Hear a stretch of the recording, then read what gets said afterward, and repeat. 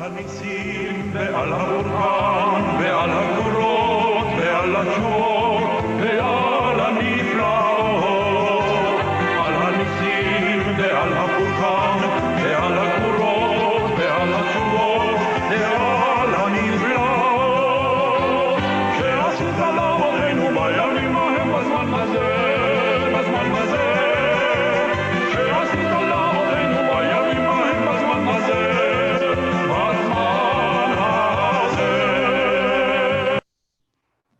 Welcome to Jewish Life. I'm your host, Stuart Ain. Every week we present programs of particular interest to the Jewish community. And today we're going to be speaking about free speech with my guests, Ken Stern. He's the author of this new book, The Conflict Over the Conflict, the Israel-Palestine Campus Debate. And joining him is Thane Rosenbaum, and he's the author of Saving Free Speech from Itself. Two different views of free speech and how we should deal with it today. Free speech and the issue of speech has been in the news a great deal. The President of the United States has been responsible for a lot of that through his tweets.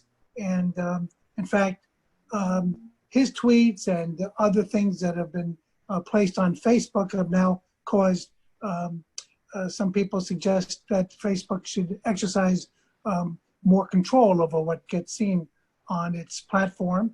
And I think both of you agree that there should be some control there, or maybe not. Thane, do you think there should be some control over what goes on the platform? I'm not sure whether Ken and I actually are in agreement here. I mean, I'm in favor of serious government regulation of speech. I can say that unapologetically. I think that speech can be used as weapons. They're harm producing in many ways. The scientific literature now is very, very clear that words are weaponized, signage is weaponized. It causes not just emotional and mental harm, but also physical damage. And that we surely do not let food and drugs go off into the marketplace without some government regulation. And I'm not sure I understand why, unlike other European Western democracies, we are an outlier where we are, for the most part, opposed to any significant regulation of speech, even though speech can and often is harmful. And so, yes, with respect to the internet and Facebook and Google, the European countries don't put up with this. They don't, the idea that the Tsarnaev brothers learned how to make a bomb in their kitchen. The Tsarnaev brothers, if you remember, Stu, were the Boston Marathon bombers. The Europeans wouldn't put up with this. And so here we just have this very expansive notion that more speech is better than less. And in my book, I really take a real critical look at that idea. I do not think that more speech is better than less. Ken, what do you think? Sure, and to respond, I'll get to the Facebook, Google question and so forth, but I want to engage Thane's larger point. We both agree on many things. We agree that speech can be harmful, that it can cause damage, both psychologically and otherwise. I think where we really depart is the the question about government regulation. I think if you look historically, whenever government tries to regulate speech, it's not going to regulate speech that Thane may not like and I may not like. It's going to regulate speech that the government may not like. If you look at some of the tweets and other things about the Black Lives Matter movement and trying to suppress their speech. So I'm very reticent of government regulation of speech, as opposed to, what I'm looking at is threats, intimidation and so forth is different. I always divide it not between speech and action, but between expression versus intimidation. So that's one point. The larger point to me, and again, Thane and I both come from a legal background, but I frequently worry about when you try to say that the answer to something is a law, you ignore many of the other things. And one of the things that Thane was talking about was in Europe, which, is still having problems with hate despite its different approach. But part of the issue when I was years at AJC American Jewish Committee, I remember conversations with people that we wanted to speak out, for example, about Holocaust denial. And politicians would say things like, well, we had this legal process, so we can't really say anything about it. And what I really wanted them to do was to get out in front, mobilize others, focus on it in much deeper ways. And they tend to hide behind, we have a law that says that. So I think as a matter of policy, it's a problem, and it's a matter of worrying about what the government would do given that power. It's a problem. In terms of the Facebook issue, and we can get into that, it's a little bit more complicated because of Congress. Well, because they're private companies, that they could have their terms of service, how they should look at it, and it's a double-edged sword too in some ways. I mean, I had a student last year working with Syrian Archives, which is a group in Berlin that's documenting the atrocities that are happening in Syria, with the idea that sooner or later might be able to go to a criminal court, international criminal court on that. After Christchurch, they started taking down a lot of the violent videos. Well, that impacted their ability to collect evidence. I can give other examples too. It's not just as simple an issue as some would say put it to delete key. Right. But then what do you now Twitter? They put up little caveats, or for the real facts next to the tweets of the president. Take a look at this and whatnot when he said, what he said, or they've said this is, or they made some note on their Twitter feed that this is beyond the bounds. You think that was a good move? Would you let it be up there, but let the reader know that there's a little bit more to this? Thane? Good. No, Ken, you go first, Ken. Okay, sure. I'm happy to.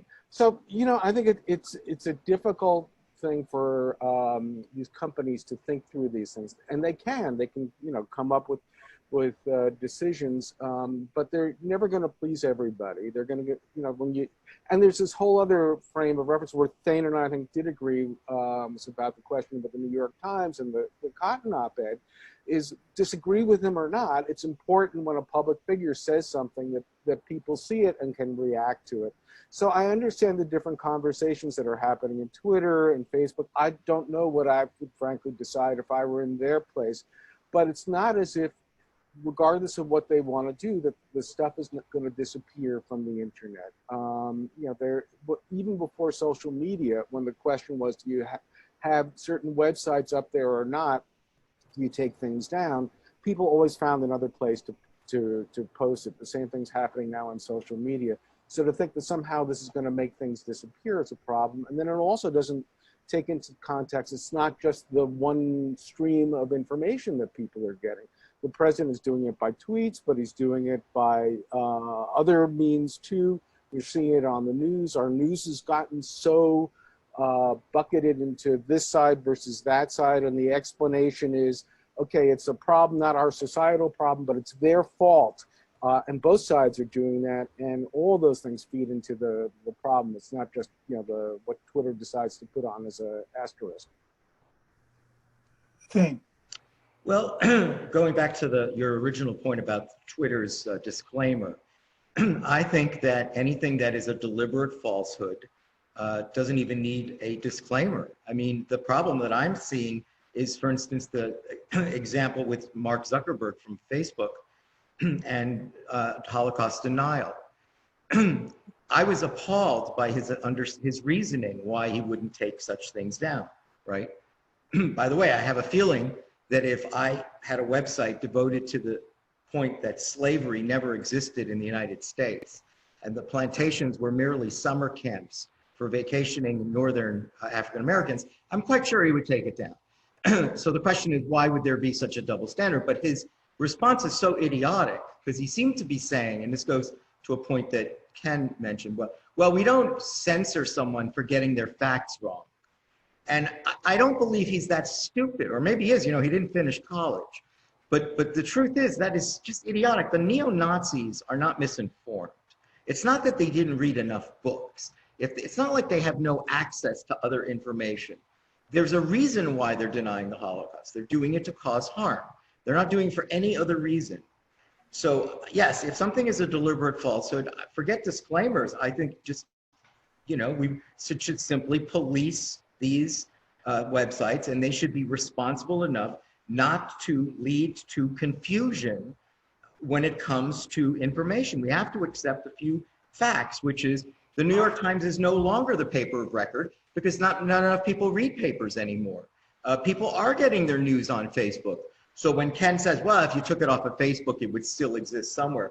It's fine, Ken. I'm okay if it lists somewhere else. Where I don't want it is on Facebook and YouTube. That I understand. We're talking about billions of people. If it's on something else, it's no different to my mind, although you're really the expert on this, not me.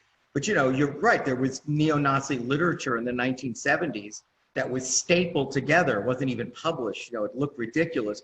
And yes, so if you wanted to read this literature, you had access to it always, but not quite like you could on Facebook, right? So the simplicity, the access of information, I think there's a heightened responsibility when it comes to some of these platforms. And similarly, again, when something is blatantly harm producing, it shouldn't, what we do in our country is we tend to say everything falls into the marketplace of ideas, right? And so therefore the good ideas will cancel out the bad ideas. And so everything, anything, a burp, a fart, anything that comes out of the mind of an imbecile is an idea. And I would say, no, we should absolutely be able to make distinctions. It's not that hard to do. The neo-Nazis have them, those are no ideas. If they have something they want to say, write an op-ed. The Charlottesville protesters, there's no idea. The idea of Jews will not replace it. If you have a problem with immigration in this country, write an op-ed. But where Ken and I agree is when he used the word incitement and intimidation. That's where Ken and I really agree. And I think he'd say, well, sure, Thane, in those instances, the law is pretty clear anyway. If there's an imminent threat or harm, we already have prescriptive mechanisms for that. But in the 1977, the Nazis, neo-Nazis, marched in Skokie. Outrageous. They never should have gotten the permit. Never. Never. I disagree. I mean, and it's something that I struggle with, and obviously I didn't like Nazis marching. I particularly didn't like them marching among Holocaust survivors and so forth. But the larger principle was important. And actually, I talked to a lot of people who were involved in that. It was before my time in the Jewish community. But their response was it was just going to be a small thing. They weren't even sure they were going to do it. And when they started pushing back, they got tons of publicity. I have other instances in my book too, where things backfired because it's going to be 3 people at a street corner and it made into a big free speech issue. So there's a tactical issue there as well. But in terms of things, larger point, well, 2 things. On the Holocaust denial, we happen to agree it's about Jews, it's not about history. And I think under the old terms of service, even Zuckerberg got it wrong. He thought it was about wrong facts as opposed to a Jewish conspiracy. So I think even by his own standards, that should have been correct. The problem is, I don't agree with you, Thane, that it's so clear about what's opinion, what's factual, what's not an idea. I think all things, even ideas that we find horrible, are ideas. And I see this playing out over the Israel-Palestine thing. I have things in the book where each side is making the case that the other side is a Nazi equivalent. So if you wanted to say what's not an idea, each side would say that's not an idea of the other side. You could find other places where that's a debate too, over religious freedom versus, gay rights at the St. Patrick's Day parade or other places. There are people on either side of a debate that would say, well, that's not really an idea, that's bigotry. I agree with you that, the marketplace idea of ideas is not a fully, right analogy, that we need a lot of other things to push and pull and to get, people to expose hate. I think precisely because, in my view, hateful ideas are allowed to be heard and are, even Nazis, it's incumbent upon others to do so much to expose, to find other ways. And I'll give you one example. Since you talked about, Stuart, you raised the Skokie thing. There was a supposed march that was going to happen in Western Montana a couple of years ago by neo-Nazis. This is after Jewish community leaders and human rights activists were threatened And the debate was, should they get a permit? Should they not get a permit? How are you going to deal with it? Should we do a counter protest? Should we do an event someplace else? And I worked using social media with people in the human rights community to say, let's make a pledge of money tied to how long this supposed event lasts. And the money would go to things that they would detest. It would go to police training on hate crimes. It would go to protection for the Jewish community. It would go to anti-bias education. And let them let them speak, but let them raise money for things that they would test. In other words, give their First Amendment rights a cost. The other thing that it did is it allowed people that were in different parts of the world who wanted to do something about this, have something concrete to do. And it made the people there feel as if other people had their backs. So, there were ways, it's not just a question of should it be heard or should it not be heard. There are many more creative things. I think we have to find more and more creative things, especially with social media, to do this. But I don't think it's just a question of should it be heard or should it not be heard. So in 2007, President Mahmoud Ahmadinejad comes to, the Iranian president, comes to New York to speak at the United Nations, and he gets an invitation to speak at Columbia University. Mm-hmm. And he goes. Thane, you would have said, I wouldn't let him get a mile close to Morningside Heights. I would say you are a clown, right? You are here not in a diplomatic capacity, despite your presence at the UN. You know why you're not here in a diplomatic capacity? Because you openly call for wiping one country, a member state of the UN, off a map. And that is not how diplomats behave. You are a thug and a clown, and this is the United States, and we are an Ivy League school, and you couldn't get into this school. So we don't let you come here. We do not treat you with the level of respect that you think you deserve, and we don't give you a platform to present things that are clearly not ideas. And this is, I guess, one area of contention between Ken and I, because I actually don't have a problem with quality control and naming something and saying, no, sorry, that is a very different purpose. The delivery mechanism matters, how you're delivering it, right? That's why I'm saying, when you say, I want to talk about Islam and terrorism, the relationship, there's an idea there. If you want to say all towelheads get out of the United States, that is, to me, that's a hate crime. And that should absolutely be treated, under the law. It is not presently, but it should be treated under law. So if you have, again, presentation matters, and yes, look, it cuts in the other direction. I'm sure Ken in particular is very sympathetic to what's happening now with the Black Lives Matter movement, because there's censorship. I mean, I'll say this on your program, and I know that I'm happy to say it because I take these chances all the time. But this statement, let's discuss black on black crime in Chicago, is a racist statement. What I just said, you're not allowed to say. You're also not allowed to say, well, white people are also killed by police every year. That doesn't mean that it isn't disproportionately affecting black, but in terms of numbers, it's not as if it's target practice against African Americans among police. I'm not a policeman. I'm not even a fan of the police. I'm just looking at this in an honest way. This can't be discussed anymore. So I would say to Ken, for all of our extra duty in preserving free speech that is harm producing to some communities, like Jews, it is interesting that now we're living through an era where there's speech that is not permitted, and that we are not a free speech society because there are many things we cannot say. The Muhammad cartoons, you can't bring them up. We know that in Charlie Hebdo and in Denmark, it resulted in killings and threats and violence. Yale University, I talk about this in my book, they did a book about the affair, the Muhammad cartoons, the Danish cartoons, and the book did not include any of the cartoons. How can you write a book about the cartoons and not have them in the book? Why? They were afraid to put them in. They thought someone would bomb Yale. That's a problem, right? If that's really what they're worried about, that's a problem. We shouldn't take a morally relativistic position. Oh, it's Muslims, terrorists, Muslims, they love to blow things up. What are you going to do? Instead of saying, no, there's something we really need to do. And in fact, it violates our core principles of free speech and free inquiry. So, yes, I don't have a problem with making certain distinctions, what's clearly presented as an idea. What I would say is when Ahmadinejad said we're going to wipe Israel off the map, he basically disqualifies himself from the marketplace of ideas, because Ken might say, well, you can tease an idea out of that. And I would say, no, you really can't. There's no idea there. It's pure hate. Yeah, a lot of things to respond to, and there's some places where Thane and I obviously agree. I mean, I agree that actually on both sides, the political divide, there are people that are trying to censor the other and not hear and engage ideas. And I think that's a particular problem, and I do have a chapter in my book about why people go to that place.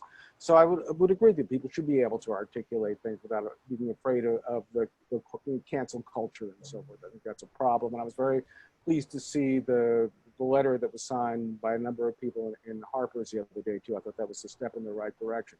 The reason why we disagreed about Ahmadinejad, I'm no more of a fan of him than I think Thane is. But the background was that faculty had invited him. Columbia had basically said if somebody's invited in a proper fashion by students or faculty, they will accommodate. There's not going to be a censor of that. The argument could be made, and I think it's correct, he was a president of a country. He was genocidal in what he was saying. But it wasn't like he was an outlier saying this in a basement. He was a president of a country that was seeking a nuclear bomb. And Bollinger and his staff, I know this for a fact. Like the president of Columbia. Columbia worked on this very diligently, because it wasn't just, we're going to let him come and speak and have a say. They had a responsibility, and they reached out to a lot of people to say, how should we handle this? And you may remember Bollinger went up there first, and he did this. And so Ahmadinejad couldn't, speak, and then Bollinger would speak to an empty stage. He did it so that Ahmadinejad had to listen to this. And he called him an anti-Semite, and he called him, a sexist, and he called him a homophobe. And that actually turned into an event that backfired on Ahmadinejad, because he said, you may recall, the line of it was, that we have no gay people in Iran.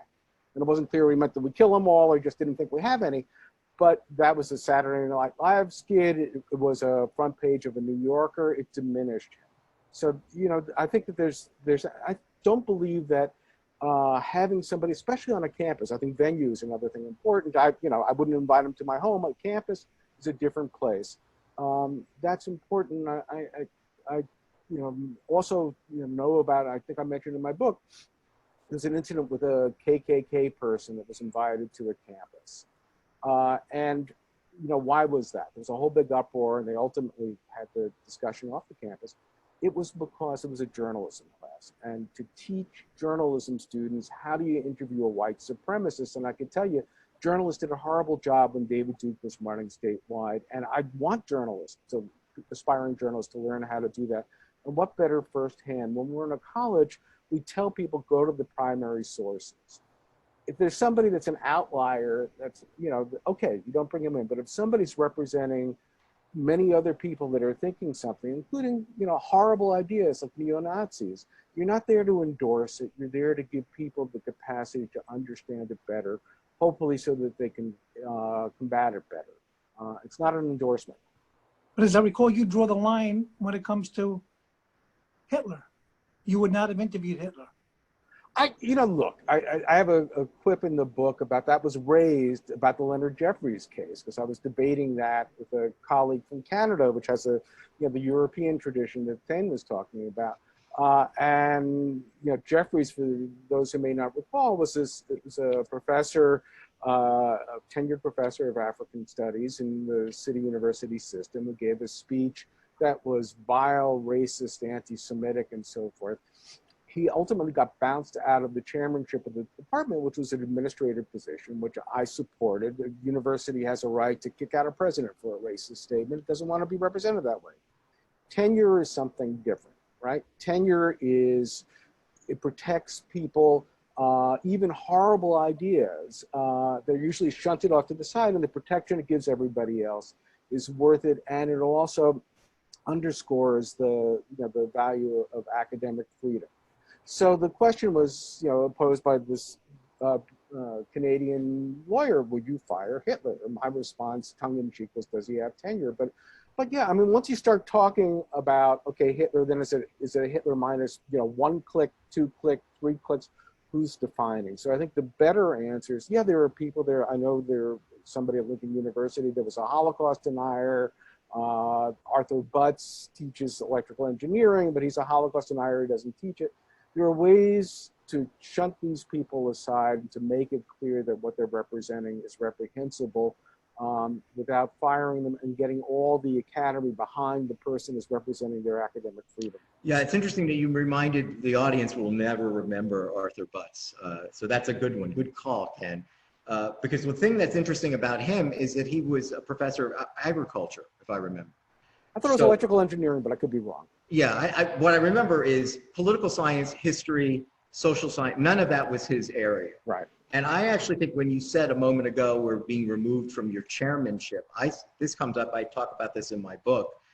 If a university professor is tweeting bald lies, they have basically demonstrated that they're not in the business of seeking truth, that the whole purpose of what it means to be a professor at a university, which is to guide students in pursuit of truth, but instead it spends their time tweeting that that Israel is mining the organs of Israelis. Well, if you have one tweet like this, you're gone, because you're obviously ignorant. This is clearly, and maybe you're not a scholar. And this is the difference between us on some level. When you say, well, he's the president of a country, but you're not behaving like one. That's when I said, if you're not going to behave in a diplomatic capacity, I'll give you another example. It was happened more recently with Ilhan Omar when she was denied entry into Israel. When I was asked about that, they said, well, she's a member of Congress. And I said, yeah, but she's not acting like one.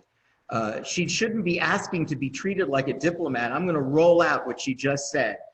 The Benjamins, the various different anti-Semitic. It's clear what her intention is in flying to Israel. It's if the people of wherever she's from, I guess she's from Minnesota, if that's what they thought is their representative, Israel should basically send the message, well, you made a big mistake, because we don't permit people who are so clearly intended to create harm and havoc. Her whole purpose was, is a propaganda mission. And if she's going to get all of this information wrong and engage in all of this anti-Semitic rhetoric, I don't know why the Israelis have an obligation to permit a member of Congress who's not behaving like a member of Congress into their country. And I would say the same thing about Ahmadinejad. Yes, you're the president of a country, but you are disqualified. You don't belong. To me, platform matters, right? I mean, this is an example of, Alan Dershowitz and I don't agree on very much either, but this is another thing that he and I don't agree on. He'd be willing to debate anybody. And I take the position is, if you're going to debate me, you got to be a serious person. Thane Rosenbaum doesn't show up for anybody. Alan Dershowitz would show up for anybody. I don't. I'm saying, if you're on the stage with me, that's your best day. You'll never have a better day, because you're a moron. You're a clown, and I'm not going to let you stand next to me as if you deserve this platform. So that's really where I don't trust the general public to make the distinction. Oh, that guy's a clown. And they see you on stage and they think you're important, and that's the mistake. I know what Bollinger did. I know that he essentially, deracinated him so that by the time he got up there, but he still was invited to address an Ivy League university after threatening a member state in the United Nations. So Thane's book is Saving Free Speech from Itself, Thane Rosenbaum and Ken Stern, The Conflict Over the Conflict. It's a great debate. We could go on all that day. We could. We're out of time. Okay. Thank you so much, both of you. This has been Jewish Life. My name is Stuart Ain. Until next week, have a good one.